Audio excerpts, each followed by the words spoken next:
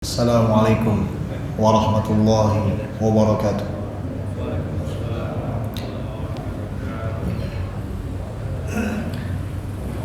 Alhamdulillah hamdan katsiran tayyiban mubarakan fihi mubarakan alaihi kama yuhibbu rabbuna wa yarda.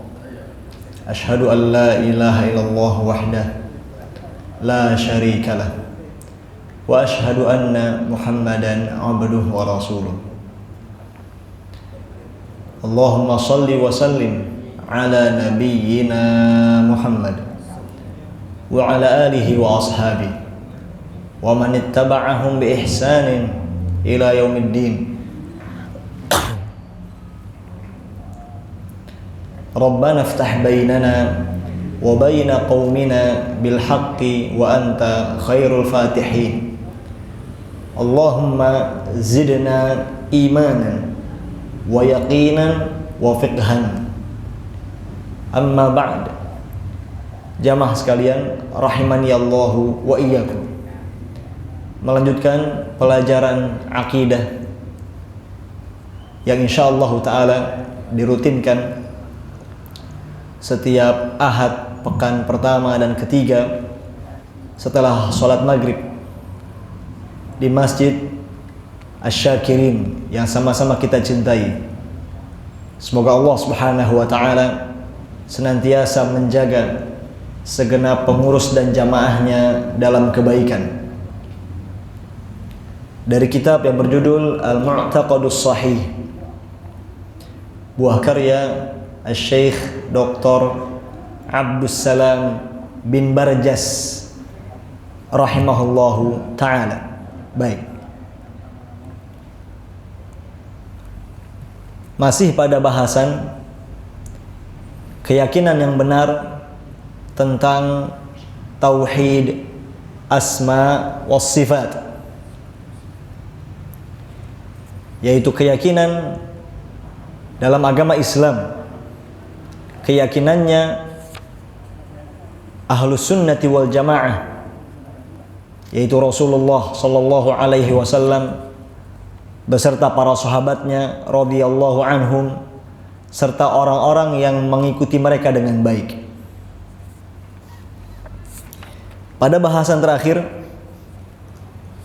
yang kita baca adalah penyebutan salah satu contoh sifat dari sifat-sifat Allah Subhanahu wa taala yang telah Ia kabarkan di dalam Al-Qur'anul Karim maupun di dalam hadis-hadis Nabi sallallahu alaihi wasallam yang sahih.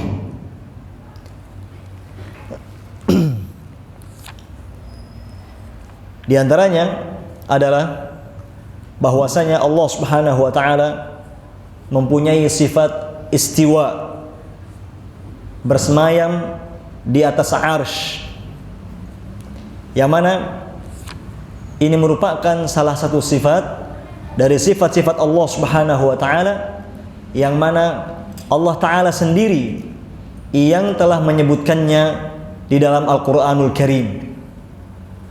Di antaranya yang sudah kita baca adalah apa yang terdapat di dalam surat Thaha ayat 5. Surat Thaha ayat 5, Allah Subhanahu wa taala berfirman, Ar-Rahmanu 'alal 'arsy istawa. Dialah Allah Ar-Rahman yang Maha Pengasih, di atas arsy Dia bersemayam. Dan ayat tentang penyebutan sifat ini itu terdapat di dalam beberapa ayat Al-Qur'anul Karim, tidak hanya di dalam satu ayat.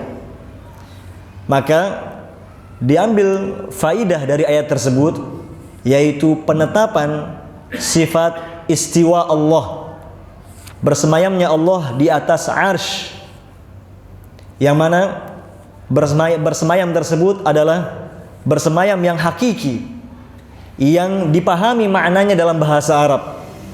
Akan tetapi kaifiat dan bagaimananya bersemayam Allah itu tidak diketahui, karena memang tidak Allah Ta'ala kabarkan. Allah Ta'ala hanya mengabarkan bahwa Ia bersemayam di atas arsy. namun ia tidak mengabarkan kepada para hambanya tentang kaifiyah bagaimana cara bersemayamnya Allah Subhanahu wa ta'ala. Demikian. Maka menjadi kewajiban setiap hamba ketika membaca ayat tadi adalah ikut menetapkan apa yang telah Allah tetapkan bagi dirinya berupa sifat-sifat yang mulia. Bahwa Allah Ta'ala memiliki sifat bersemayam di atas arsy sesuai dengan keagungan dan kebesarannya yang tidak serupa dengan bersemayamnya para makhluk. Dan ini sudah kita sebutkan dalil-dalil tentang kaidah tersebut.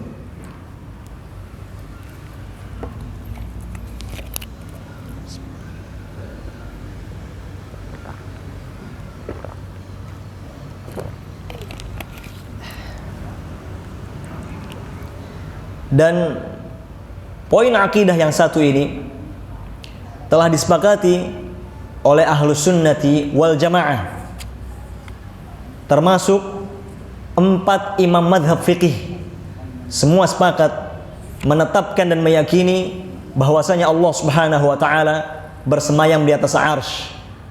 Yang diantara mereka adalah Al-Imam Syafi'i rahimahullahu ta'ala, sebagaimana dinukilkan oleh Al-Imam Adz-Dzahabi rahimahullah dalam kitab beliau yang berjudul Al-Ulu. Demikian. Maka ini merupakan akidah Islam, akidahnya Rasulullah sallallahu alaihi wasallam, dan juga akidahnya para sahabat radhiyallahu anhum. Demikian.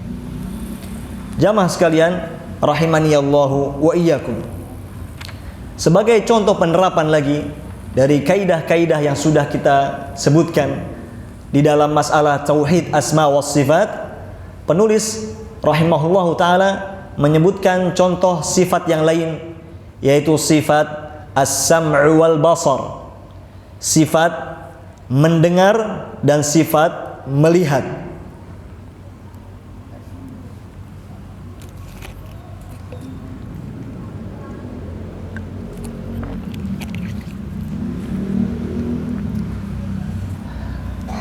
Dalam banyak ayat Allah Subhanahu wa ta'ala telah mengabarkan bahwa ia memiliki sifat pendengaran dan juga sifat penglihatan. Di antaranya seperti apa yang terdapat di dalam surat An-Nisa ayat 58. An-Nisa 58. Allah Ta'ala berfirman, Innallaha kana sami'an basira. Sesungguhnya Allah itu maha mendengar lagi maha melihat. Dan ayat yang seperti ini sangatlah banyak di dalam Al-Quranul Karim. Maka diambil faidah dari ayat tadi dan juga ayat yang semisalnya, yaitu penetapan sifat pendengaran bagi Allah Subhanahu wa ta'ala. Karenanya kita mengetahui bahwasanya Allah Subhanahu wa ta'ala memiliki al-asmaul husna, nama-nama yang paling indah. Di antara al-asmaul husna, Allah Ta'ala memiliki nama as-sami', yang artinya maha mendengar. Allah Ta'ala juga memiliki nama al-basir, yang maha melihat. Maka dari kedua nama tersebut terdapat kandungan sifat bahwasanya Allah Ta'ala itu mendengar dan Allah Ta'ala itu melihat. Demikian. Maka seorang hamba tatkala membaca ayat seperti tadi, dia dapati bahwasanya Allah Subhanahu wa ta'ala menetapkan untuk dirinya memiliki sifat mendengar dan melihat, maka seorang hamba yang beriman ia pun ikut menetapkan apa yang telah Allah tetapkan. Maka ia pun meyakini apa yang telah Allah tetapkan tersebut. Demikian.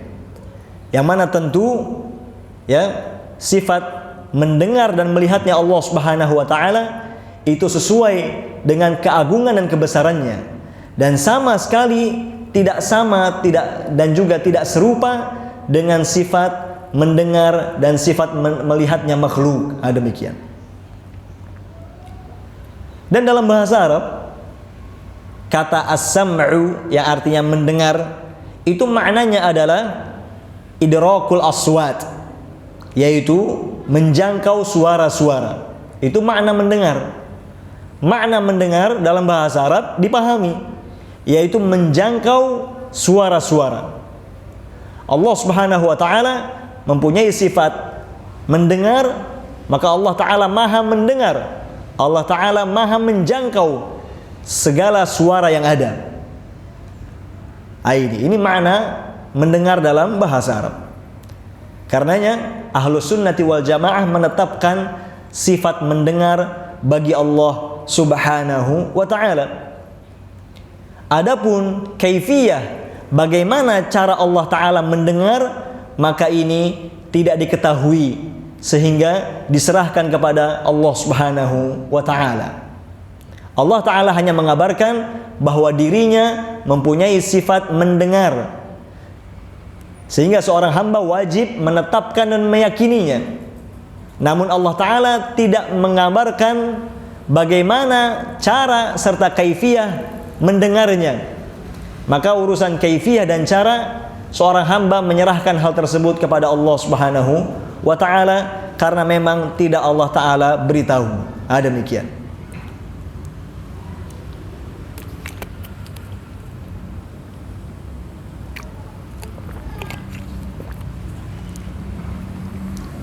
Karenanya seorang hamba tidak dibenarkan untuk bertanya-tanya bagaimanakah mendengarnya Allah. Seorang hamba tidak dibenarkan untuk mendalami, mencari tahu, mengorek-ngorek tentang hal tersebut, karena memang Allah taala tidak memberitahukannya kepada para hamba. Maka itu dalam kaidah Ahlus Sunnati wal Jamaah, yang seperti itu tidak diperbolehkan. Karena bila dilakukan, itu akan menjerumuskan seseorang ke dalam kesesatan. Demikian.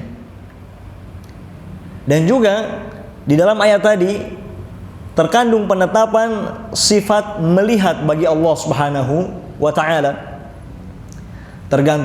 Mengandung sifat melihat bagi Allah Subhanahu wa taala. Bahwasanya Allah taala memiliki sifat melihat. Dalam bahasa Arab, al-basar atau melihat maknanya adalah idrakul mar'iyat, yaitu dapat menjangkau hal-hal yang terlihat. Demikian. Dan Allah Subhanahu wa taala Maha melihat segala sesuatu. Tidak ada satupun yang tersembunyi baginya. Inilah kewajiban seorang hamba. Di dalam masalah tauhid asma wa sifat, dia wajib menetapkan dan meyakini apa yang telah Allah tetapkan untuk dirinya berupa sifat-sifat. Di antaranya adalah sifat melihat. Ini yang mana tentu sifat melihatnya Allah itu sempurna, sesuai dengan keagungan dan kebesarannya. Sama sekali tidak sama dan tidak serupa dengan sifat melihatnya para makhluk.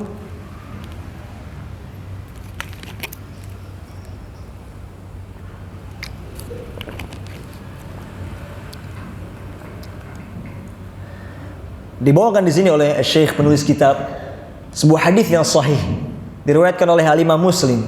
Nabi sallallahu alaihi wasallam bersabda mengabarkan tentang sifat melihatnya Allah Subhanahu wa taala yang menakjubkan, yang sesuai dengan keagungan kebesarannya. Sifat penglihatan yang sempurna, tidak sama dan tidak serupa dengan sifat melihatnya makhluk. Dalam hadis tersebut Nabi sallallahu alaihi wasallam bersabda, hijabuhun nur walau kasyafahu la ahraqat subuhatu wajhihi mantaha ilaihi basaruhu min khalqihi. Beliau bersabda yang artinya, hijab Allah atau penghalang Allah itu berupa cahaya. Kalau sekiranya ia, yakni Allah Subhanahu wa taala, menyingkap hijabnya, niscaya cahaya wajahnya itu pasti akan membakar segala apa yang dicapai oleh penglihatannya berupa para makhluknya. Subhanallah. Perhatikan ini. Dalam hadis ini Nabi SAW mengabarkan kepada kita tentang penetapan sifat melihat Allah Subhanahu wa taala yang tidak sama dan tidak serupa dengan melihatnya makhluk. Beliau mengabarkan dalam hadis ini, Allah taala seandainya ia membuka hijabnya, maka niscaya cahaya wajahnya itu akan membakar seluruh makhluk yang dicapai oleh pandangannya. Ini sifat melihatnya Allah Subhanahu wa ta'ala. Dan seorang hamba tatkala membaca dalil-dalil seperti tadi, baik dari Al-Quran maupun hadis-hadis yang sahih, dia cukup mengatakan amantu, saya beriman. Selesai. Ini ranah akidah. Ini ranah perkara ghaib.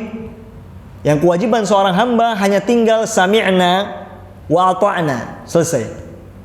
Ini bukan ranah akal-akalan. Ini bukan ranah ini bukan ranah mendahulukan logika di atas dalil. Ini dalil wahyu dari Allah Subhanahu wa taala. Sudah kita pelajari. Allah yang paling tahu tentang dirinya. Dan Rasulullah sallallahu alaihi wasallam merupakan makhluk yang paling tahu tentang Allah Subhanahu wa taala. Karenanya apa yang terdapat dalam Al-Qur'anul Karim dan sunnah Nabi sallallahu alaihi wasallam yang sahihah tentang sifat-sifat Allah Subhanahu wa taala, maka wajib diyakini, wajib dibenarkan, wajib ditetapkan, wajib diimani. Tidak boleh ditentang, tidak boleh diingkari, tidak boleh diselewengkan. Demikian. Karena Allah Subhanahu wa taala yang paling tahu tentang dirinya. Karenanya Ahlus Sunnati wal Jamaah menetapkan bagi Allah Subhanahu wa taala sifat penglihatan yang hakiki, yang dengannya Allah Subhanahu wa taala mampu melihat segala sesuatu. Hanya saja kaifiyah, cara bagaimananya Allah melihat, ini tidak ada yang mengetahuinya kecuali Allah saja. Demikian. Ini sebagai dua contoh penerapan metode Ahlus Sunnati wal Jamaah di dalam masalah tauhid asma was sifat.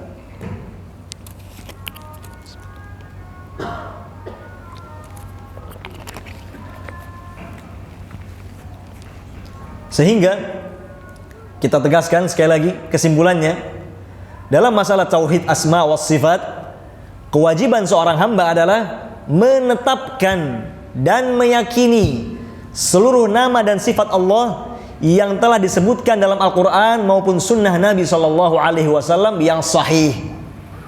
Wajib ditetapkan, tidak boleh diingkari, tidak boleh diselewengkan. Dia wajib menetapkan sifat tersebut bagi Allah Subhanahu wa taala yang sesuai dengan keagungan dan kebesaran Allah, yang mana tidak ada satupun sifat dari Allah taala yang menyerupai sifat makhluk. Ini. Dan dalam menetapkan sifat Allah taala, urusan kaifiyah, bagaimana cara sifat tersebut, maka diserahkan kepada Allah Subhanahu wa taala, karena memang dia tidak mengabarkannya. Allah Ta'ala berfirman dalam surat Asy-Syura ayat 11 yang sudah kita baca. Asy-Syura ayat 11 Allah Ta'ala mengatakan, laisa kamitslihi syai'un wa huwas sami'ul basir. Tidak ada sesuatu pun yang serupa dan semisal dengan Allah Subhanahu wa taala dari para makhluknya, dan dialah yang Maha mendengar lagi Maha melihat. Perhatikan di sini, dalam ayat ini Allah Subhanahu wa taala menetapkan bagi dirinya sifat mendengar, yang sifat mendengarnya Allah tidak sama dengan sifat mendengarnya makhluk. Dalam ayat tersebut juga Allah taala menetapkan bahwa dirinya mempunyai sifat melihat, yang mana sifat melihat Allah Subhanahu wa taala tidak sama dengan sifat melihatnya makhluk. Demikian.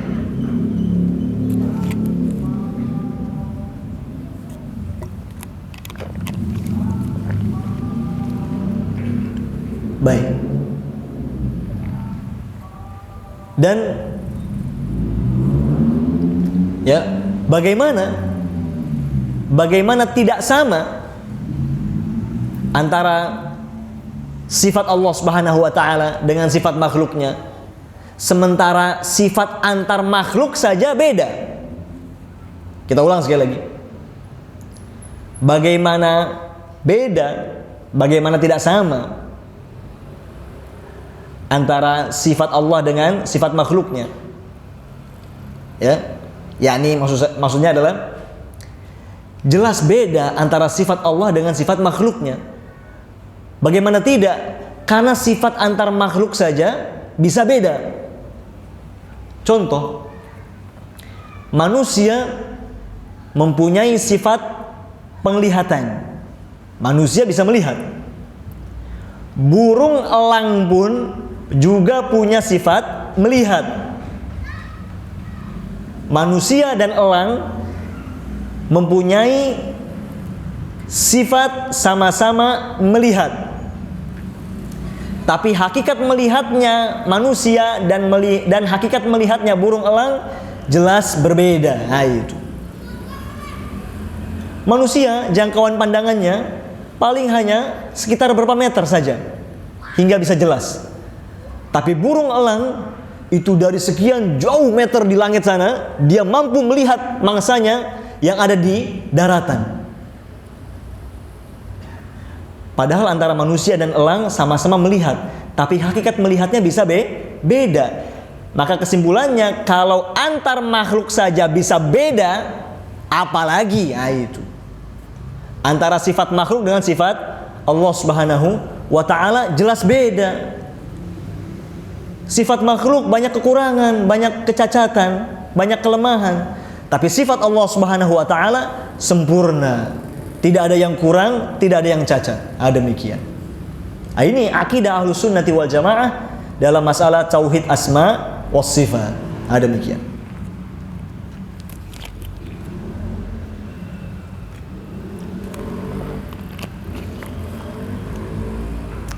Jamaah sekalian rahimani Allahu wa iyyakum.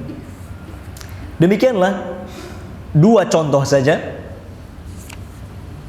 atau tiga contoh saja dari contoh penerapan kaidah Ahlus Sunnati wal Jamaah dalam masalah nama-nama dan sifat-sifat Allah Subhanahu wa taala. Tadi dengan diberikan contoh pertama sifat istiwa di atas arsy, sifat Allah taala bersemayam di atas arsy, dan juga sifat mendengar serta sifat melihat.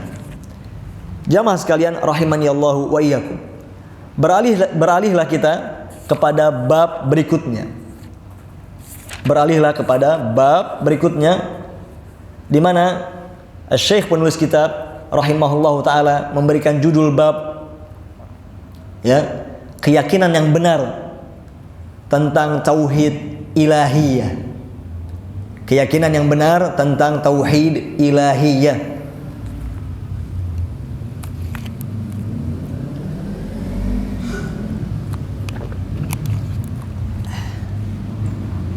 Sebelum dilanjut, Isya'nya jam berapa?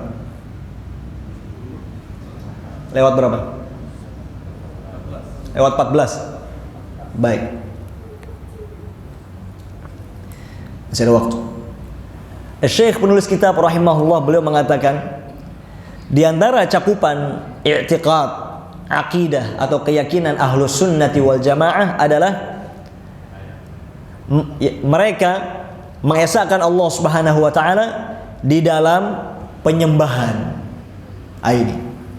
Sekarang kita beralih kepada keyakinan yang benar tentang tauhid uluhiyah. Ahlus Sunnati wal Jamaah di antara i'tiqad, akidah serta keyakinan mereka adalah bahwa mereka mengesahkan Allah taala di dalam ubudiyah atau penyembahan. Ini akidah Islam. Ini akidah Ahlus Sunnati wal Jamaah, akidahnya Rasulullah sallallahu alaihi wasallam dan akidahnya para sahabat radhiyallahu anhum, yaitu mengesahkan Allah taala dalam beribadah. Sehingga mereka tidak beribadah kepada sesembahan lain di samping Allah Subhanahu wa taala. Demikian. Ini jelas gamblang. Dalam banyak ayat Allah Subhanahu wa taala telah memerintahkan para hambanya untuk beribadah hanya kepadanya saja. Dalam banyak ayat Allah taala telah memerintahkan para hambanya untuk mempersembahkan seluruh bentuk ibadah hanya kepadanya saja, tidak kepada yang lain. Di antaranya apa yang dibawakan di sini oleh Syekh penulis kitab rahimahullahu taala, beliau mengatakan, dibawakan di sini di antaranya surat An-Nisa ayat 36. An-Nisa 36. Allah taala berfirman, wa'budullaha wa la tusyriku bihi syai'a. Beribadahlah kalian semua hanya kepada Allah dan janganlah kalian menyekutukan sesuatu pun dengan Allah Subhanahu wa taala. Ayat ini menjadi salah satu sebesar-besar dalil yang menunjukkan kewajiban mengesahkan Allah Subhanahu wa taala dalam beribadah. Dan ayat ini juga menjadi sebesar-besar dalil yang menerangkan terlarangnya kesyirikan. Terlarangnya menyelewengkan atau memalingkan bentuk peribadahan dan penyembahan kepada selain Allah Subhanahu wa taala. Di antara ayat yang beliau bawakan seperti di surat At-Taubah ayat 31. At-Taubah ayat 31. Allah taala berfirman, "Wa ma umiru illa liya'budu ilaha wahida." Artinya, dan tidaklah mereka diperintahkan melainkan agar mereka beribadah hanya kepada sesembahan yang satu. Nah, itu. Tidak lain tidak bukan yaitu Allah Subhanahu wa taala. Inilah perintah terbesar Allah Subhanahu wa taala kepada para hambanya, yaitu perintah untuk mentauhidkannya dalam beribadah. Para hamba tidaklah diperintahkan melainkan agar mereka hanya menyembah kepada sesembahan yang satu saja. Tidak dua, tidak tiga, dan tidak lebih dari itu. Hanya satu sesembahan yang benar, hanya satu sesembahan yang berhak untuk diibadahi, tidak lain tidak bukan yaitu Allah Subhanahu wa taala. Ini dalam ayat lain seperti di surat Adz-Dzariyat ayat 56, sebuah ayat yang sudah sama-sama kita ketahui. Adz-Dzariyat ayat 56, dalam ayat tersebut Allah taala berfirman, "Wa ma khalaqtul jinna wal insa illa liya'budun." Dan tidaklah aku telah menciptakan para jin dan manusia melainkan agar mereka beribadah hanya kepadaku. Syekh mengatakan sebagai tafsir dari firman Allah illa liya'budun, maknanya adalah illa liwahidun. Sehingga terjemah ayat tadi menjadi tidaklah aku telah menciptakan para manusia dan tidaklah aku telah menciptakan para jin dan manusia melainkan agar mereka mentauhidkan aku. Itu. Maka ayat ini menjadi dalil yang menunjukkan bahwasanya hikmah serta tujuan besar dari diciptakannya para jin dan manusia tidak lain tidak bukan agar Allah ditauhidkan. Itu. Dan agar Allah tidak disekutukan. Demikian. Sehingga tidaklah Allah Ta'ala menciptakan kehidupan dunia ini. Tidaklah Allah Ta'ala menyelenggarakan kehidupan dunia ini melainkan untuk satu hikmah besar, yaitu agar ia ditauhidkan oleh para hambanya. Inilah tujuan adanya kita pada hari ini. Inilah tujuan dan hikmah hidupnya kita hari ini, saat ini, detik ini, di dunia ini. Tidak lain tidak bukan agar mentauhidkan pencipta kita, yaitu Allah Subhanahu wa ta'ala, dan tidak menyekutukannya dengan sesuatu apapun. Demikian. Jamaah sekalian rahimani Allahu wa iyyakum. Setelah Syekh penulis kitab rahimahullahu taala menegaskan prinsip tadi, maka beliau beralih menjelaskan lawan tauhid, yaitu syirik.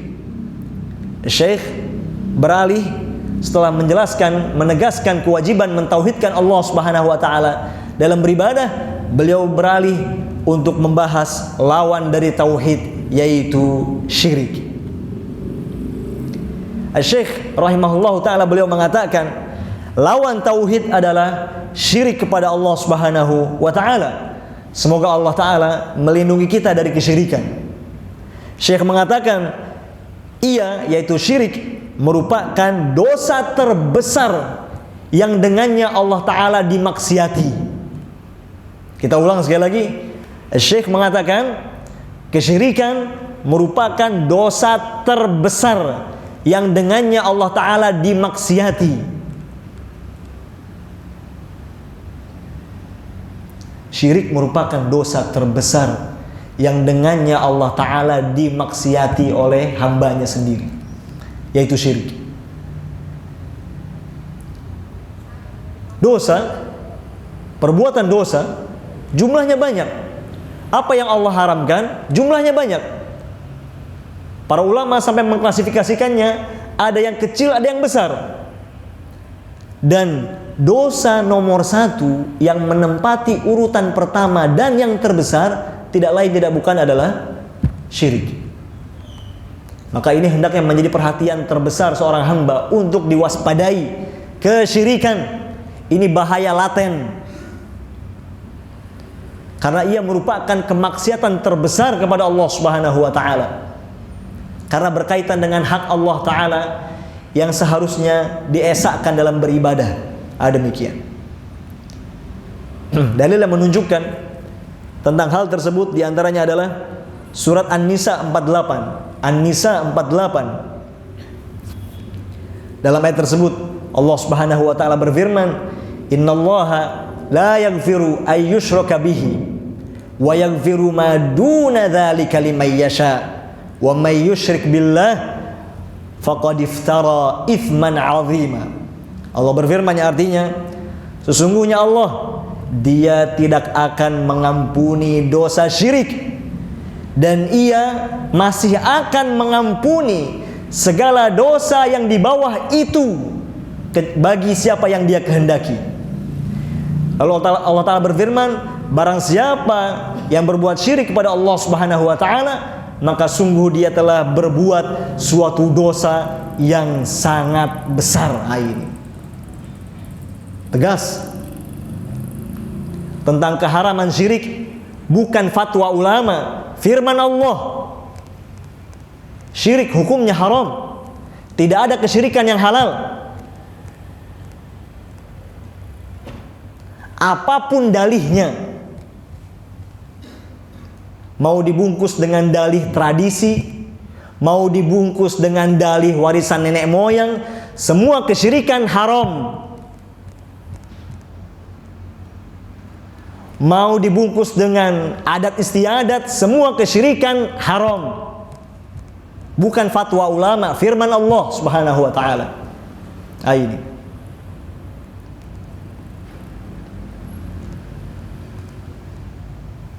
demikian. Barangkali misalnya bertanya-tanya, Ustaz, pada hari ini kita masih bicara kesyirikan, memangnya masih ada orang yang berbuat syirik? Jawabnya, masih rame. Itu masih banyak orang yang berbuat kesyirikan. Makanya dakwah tauhid ini tidak boleh berhenti, harus terus. Umat harus diingatkan terus tentang akidah ini. Itu terbukti tidak sedikit di lapangan, sebagian orang tatkala menghadapi musibah, bencana alam, bukannya beralih kepada tauhid, bukannya semakin mendekatkan diri kepada Allah Subhanahu wa ta'ala, malah berpaling kepada kesyirikan dalam menghadapi musibah. Entah itu gunung meletuskah, entah itu ini itu dan seterusnya. Bukannya semakin menjadikan mereka mentauhidkan Allah, malah menjadikan mereka berbuat syirik. Demikian. Ya, ini harus diwaspadai. Jamaah sekalian rahimani Allah wa iyyakum.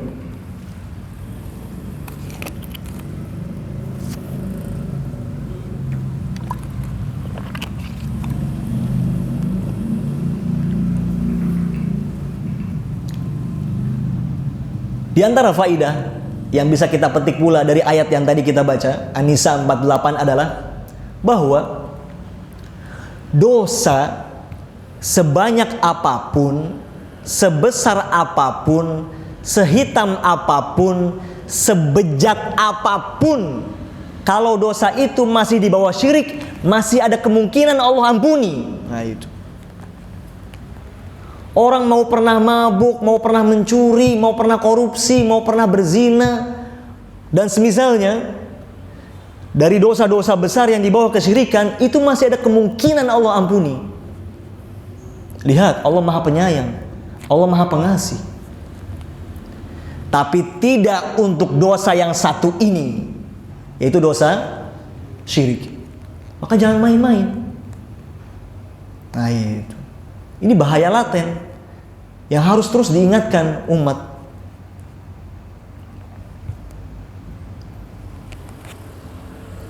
Karena tidak sedikit dari sebagian umat ya, yang beralih kepada kesyirikan. Tatkala menghadapi cobaan sakit menahun yang berat, larinya ke syirik. Tatkala sedang mau buka usaha baru, larinya ke syirik. Tatkala sedang mengejar jabatan, larinya ke syirik. Masih banyak yang seperti itu. Nah itu. Ini bahaya ini. Nah, demikian. Ya.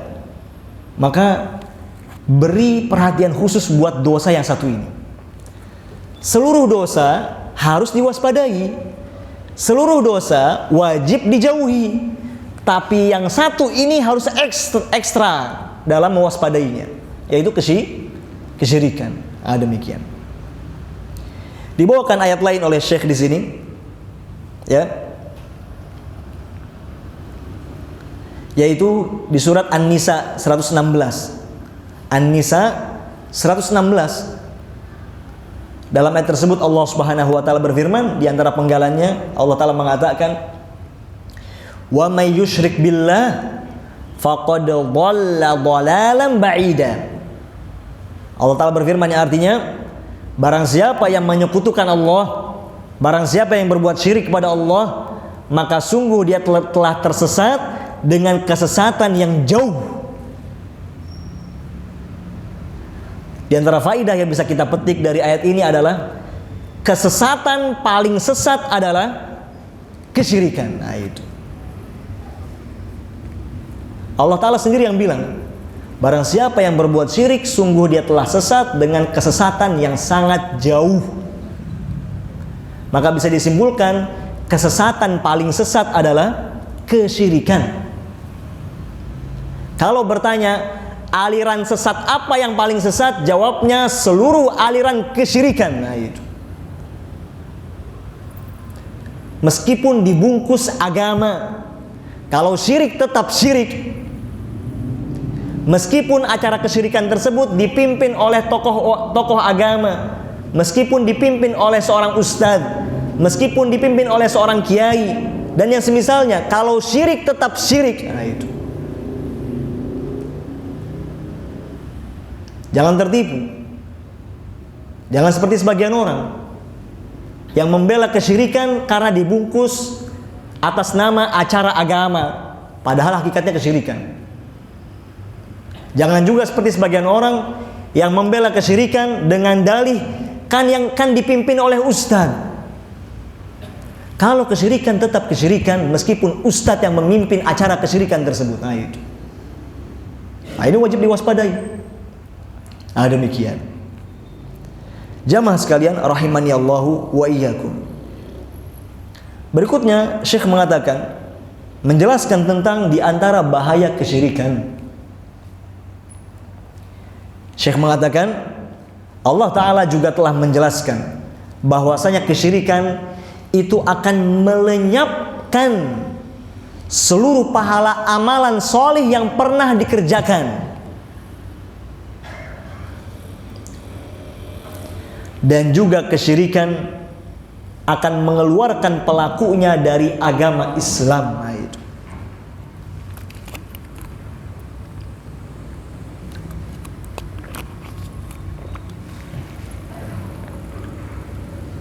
baik.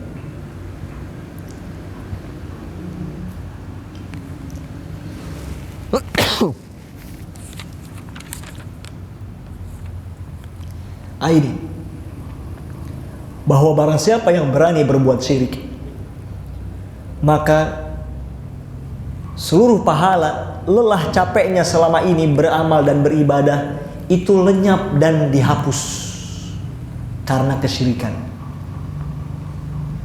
Dan orang yang berani berbuat syirik kepada Allah Subhanahu wa taala dengan memalingkan suatu bentuk ibadah kepada selain Allah, apapun dan siapapun, maka otomatis statusnya telah berubah dari muslim menjadi musyrik, kafir, murtad, keluar dari agama Islam. Allah Ta'ala berfirman, ya,